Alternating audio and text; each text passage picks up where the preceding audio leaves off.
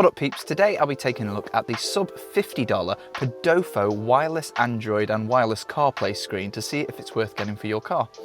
First of all, before we get into the nitty gritty of looking into the settings and how it performs, let's look at what comes in the box.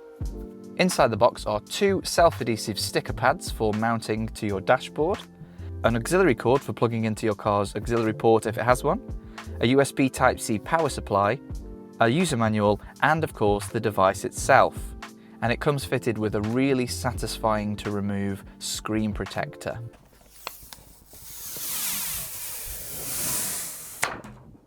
The screen is advertised as having a 1600 by 600 IPS display, and it's certainly clear and bright enough in day-to-day use. It's not the sharpest screen ever, like you will notice it's not as pixel dense as your phone, but in use in the car and the distance you sit from it, it's more than adequate, and it definitely gets more than bright enough for daylight and evening use. There are different options available when you're ordering this. I went for the model with the built-in dashcam at the back. You can get one without the dashcam, and you can also buy one that comes with a reversing camera that you plug into the unit and wire through to the back of your car. Now we'll get onto the dashcam footage later, but first of all let's look at how it's mounted. Now the mount itself is this sort of semi-flexible plastic, and you can obviously then use the stickers to sort of stick around the curvature of your dashboard. Now you've probably seen Android Auto or Apple CarPlay before, so I won't go too deep into that, but we'll show how it runs on the system. But before we get into that, let's look at how the system starts up and all the settings and things you can adjust. Here we are on the home screen for the device, and as you can see, you can change the CarPlay, you can change to Android Auto. The DVR function, if you click, will go onto the dash cam, which you can see is currently recording the front of my garage. Playback will give you the option to then look back at previous videos. And as you can see, a video of my garage. That's probably how most of my videos start out, on the dash cam. Here's a quick shot of how the dash cam looks while driving. It technically says it runs up to 2.7K and it records fine enough. Obviously, it's more down to where you mount it and how good the video is in a way, because obviously you don't want to mount it too high because then it will be in the way of your vision when driving. But at the same time, if it's too low, you're just going to get a lot of dashboard. And as you can see here, I do get quite a bit of dashboard in shot, but it's sort of good enough as a backup camera. If you really want a dash cam, I'd say get yourself a dash cam and mount it higher up on the windscreen. Audio output is obviously the option for where the audio outputs from the unit into your car's speaker system, and you have three options, well four really, but you're not going to use the built-in speaker. And in fact, when you start it up for the first time, you'll want to turn that off because it does by default have the speaker on as well as connecting to your car's system, which is a bit weird. But I have it set up with the auxiliary port on my car, and that's going to be your best quality option. Your next best quality option is Bluetooth audio, and then the final option is FM radio. You remember that? And we can hear it's just tuned into that. If we play some music,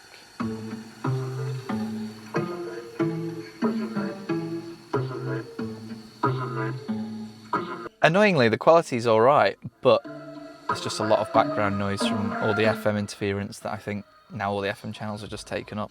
In a pinch, but if I was you, I wouldn't get this if that's what you had in mind to use. I would only use this really with the Bluetooth or the auxiliary port in.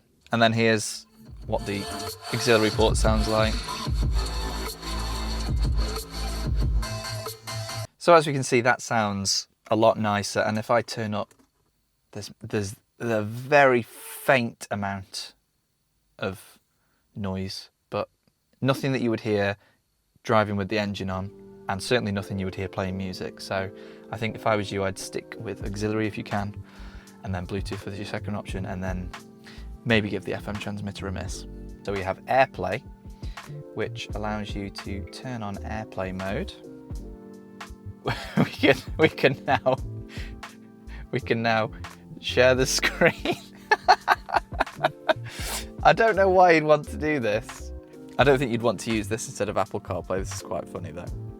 Okay, we stopped screen mirroring. I imagine Android Cast is very much the same. You just share your screen to this really wide screen, which on a vertical phone looks very silly. Then we have Bluetooth music. This is just an option if you don't want to use Apple CarPlay. I'm not sure why you'd buy an Apple CarPlay or Android Auto screen to then not use it, but if you don't have the phone, or capability to use it, and you just want a Bluetooth music receiver, then you can do that. You go on Bluetooth Manage, and it will give you the option to show you what you need to pair to. And there you go. It's come up with the music. And finally, we have Wi-Fi video. So apparently I need to go to the App Store and download video. Now I will add my camera. There's my camera. Oh, and as we can see, a live feed of it recording. That's quite nice. We go onto the files and we can see all the files and play those back. Pretty impressed with that. That works quite well. If that's what you want to do, if that's the way you want to get your footage from your dash cam, just be aware you do need to disconnect the Apple CarPlay when you do that. Now you can access the audio output menu from the side, as well as a brightness control, which will dim and bring up the brightness, and the home button at the top will just take you to the home menu. And in the settings cog, we have an option to change a lot of the more specific settings. Now onto using this as a CarPlay device. I set this up before I put it in the car, and as you can see, it's a relatively straightforward setup of just connecting through Bluetooth, and then the Apple CarPlay will just sync up with the device every single time you turn on the car. So that's all the sort of nitty-gritty settings. Let's see how it runs as an Apple CarPlay device. Now, first of all, it's how quick it starts up, because that's quite an important thing in a car. So we'll turn it on. I found the startup time to be fine. It's already beat me to be ready before I'm ready to sort of drive off. You get a nice picture of your Bugatti Chiron to remind you what car you don't have. Yeah. You get a nice little noise that sounds like a checkout opening at Aldi. And it loads the TF card. The TF card, being the SD card, is successfully loaded. It starts recording on the dash cam, and sort of by the time it started that, it will jump into Apple CarPlay. And as you can see, that's fairly quick, but I think by the time I'm sort of settled and ready to go, or just started off, it's sort of good to go. So now we're up and running. We've been reminded that we don't drive a Bugatti Chiron and we actually drive a second-hand Honda. What else is there to see? Well, let's have a look at how it performs in terms of smoothness and operation of Apple CarPlay. Most people have seen Apple CarPlay now in most modern cars. As you can see, it doesn't run the smoothest in terms of swiping. I would say swiping is its sort of downfall if you're swiping around maps or in the apps. But touch itself, I find the touch display is actually quite responsive, and responsive enough for me to use just to tap in the car, maybe just to skip song.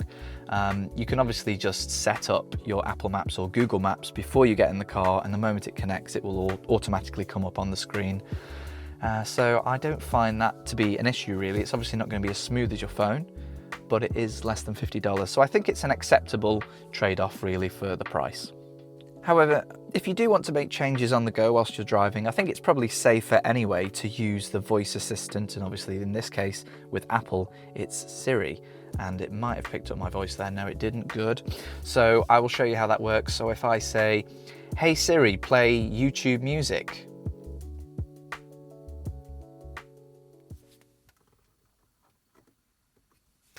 and Siri will open YouTube music. Another example, "Hey Siri, navigate to McDonald's." Don't know why I picked McDonald's, and as you can see, it will just immediately come up and pick McDonald's. I think the voice on this is actually very good, and here's a quick example of me calling my wife. "Hello, can you hear me okay?" I can hear you fine. "You're live on YouTube. Please do not say any swear words." Okay.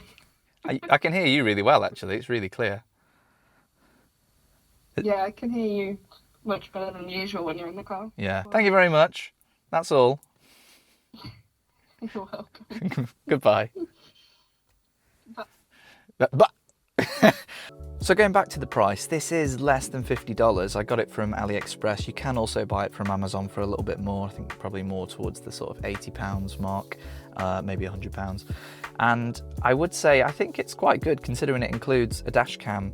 It's a Bluetooth receiver, and it also is full Apple CarPlay with a screen. I paid probably about half as much for this for my last Bluetooth receiver, and this obviously throws a lot more into the mix. Has better call quality and probably better sound quality, so I think it's a really pretty decent buy for the money. So overall, I think I'd recommend getting one of these. The touchscreen is what it is. It's smooth enough, but not super smooth in the fact that you probably want to search out destinations you're going to on your phone first, set the navigation up, and then allow it to connect to the screen.